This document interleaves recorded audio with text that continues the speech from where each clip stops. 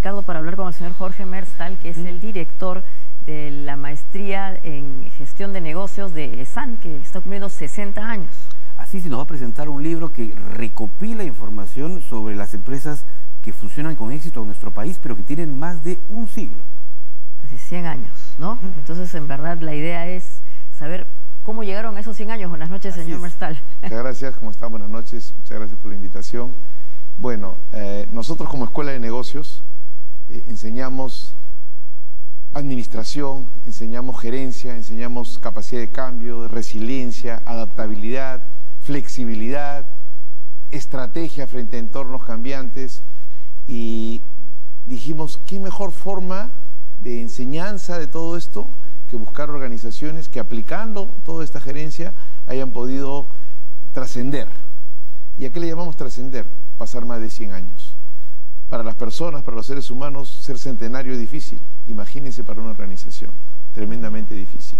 Hay un actor muy famoso, americano, que se llama Jim Collins, que él escribe un libro, pero escribe un libro en el cual explica por qué las compañías fracasan. Su libro se llama Cómo caen los poderosos. Y tiene otro libro que habla de empresas que perduran, ¿no? Y trata de explicar cuál es el secreto. Nosotros también tratamos de hacer eso y miramos con mucho detenimiento historias de éxito, pero de empresas que tuvieron organizaciones más de 100 años. ¿Y este trabajo de recopilación de información, cuánto ha demandado y qué han obtenido justamente fruto de esta investigación?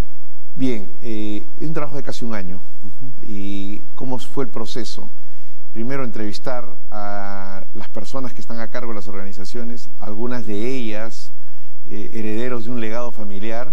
Tenemos empresas que están en quinta generación, empresas que han tenido toda una trayectoria familiar, y hemos tratado de ir construyendo cómo fue la historia de éxito de esa organización.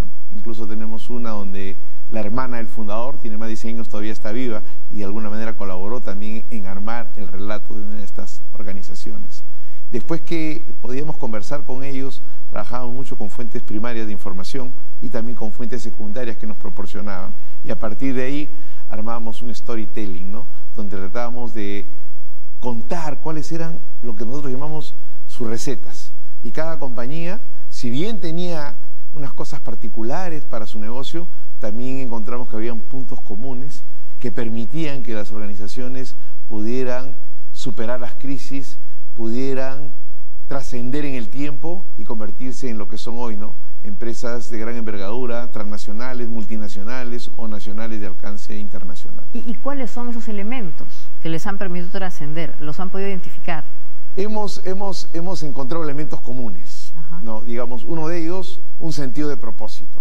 Organizaciones que tienen un sentido de propósito es como las personas. Miran un horizonte, saben a dónde tienen que ir. El segundo aspecto importante era una cohesión familiar o empresarial. El sentido de propósito les decía la ruta, y la cohesión empresarial de alguna manera les decía cómo tenían que manejar toda su estructura para mantener la ruta en el tiempo, ¿no? Y la tercera, una serie de características que son propias, digamos, del management moderno y que las hemos visto en los últimos tiempos, como son la resiliencia, la capacidad de adaptación, la innovación, el manejo serio y estructurado y una muy buena gerencia con visión de largo plazo. Eso diríamos que eran elementos comunes que encontramos en todas estas organizaciones. Ahora, ¿hablamos de empresas con capitales nacionales o también extranjeros? A ver, en estas 24 historias de éxito tenemos 4 empresas internacionales y 20 empresas locales. Nos da mucho gusto que podamos encontrar acá organizaciones peruanas que realmente marcan la pauta y son un ejemplo, digamos, para las organizaciones que miraron de afuera al Perú y vieron organizaciones con mucho valor. Es el caso de Nestlé con Donofrio.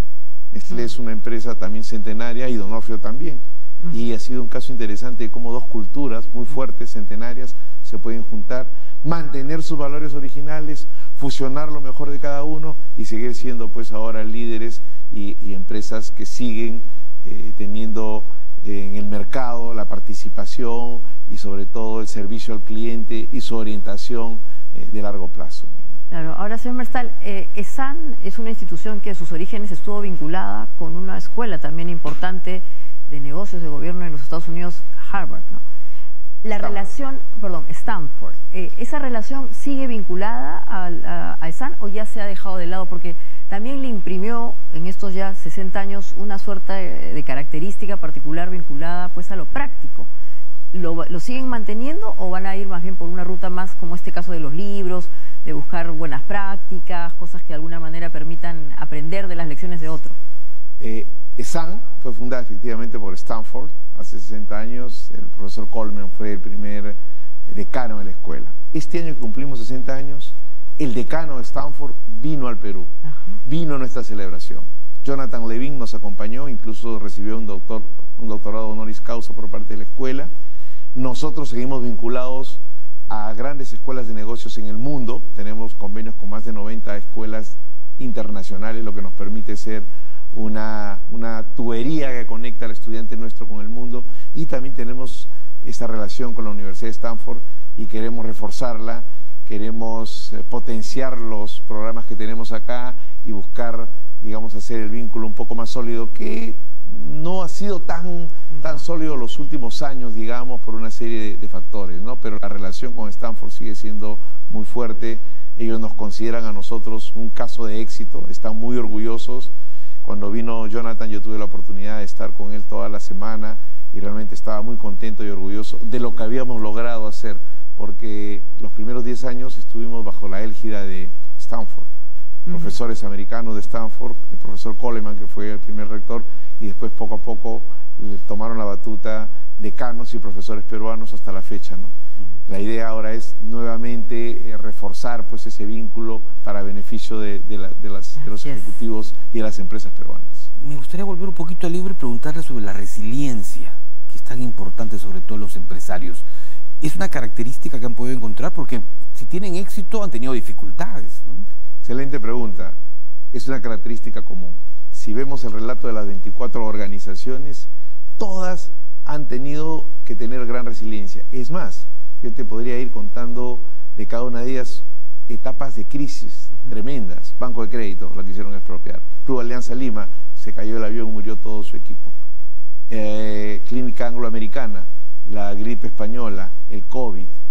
Todas las organizaciones han tenido esos puntos de quiebre o esos momentos de crisis en los cuales la resiliencia ha sido uno de los factores claves para superar esas crisis, ¿no? Y salir reforzados, porque la resiliencia no solamente es soportar la crisis, es salir mejor.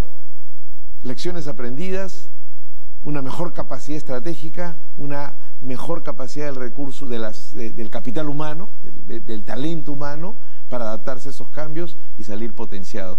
Y las 24 organizaciones que tenemos en el libro han tenido no solamente uno, sino varios momentos en los cuales la resiliencia ha tenido que ser parte de su leitmotiv, ¿no? Ha amalgamado lo mejor de estas organizaciones para salir adelante, ¿no? Y aun cuando es un término, digamos, últimamente muy recurrido, el de la innovación, probablemente también tuvieron capacidad de adaptación, ¿no? Porque junto con la resiliencia está la posibilidad de saber cómo esos escenarios distintos y retadores también suman, ¿no? Es un reto, sí, ¿verdad? La adaptación. Efectivamente, eso también es una de las características que encontramos en el libro y en las compañías, ¿no? Tenemos un caso también muy interesante como Ferreiros, que fue una organización que nació como una bodega, como una empresa de pan llevar. Por hoy es la multilatina más grande del Perú, más de 1.500 millones de dólares, una empresa con una reputación impecable, uno de los principales distribuidores de Caterpillar, que es una de las marcas más emblemáticas en Estados Unidos,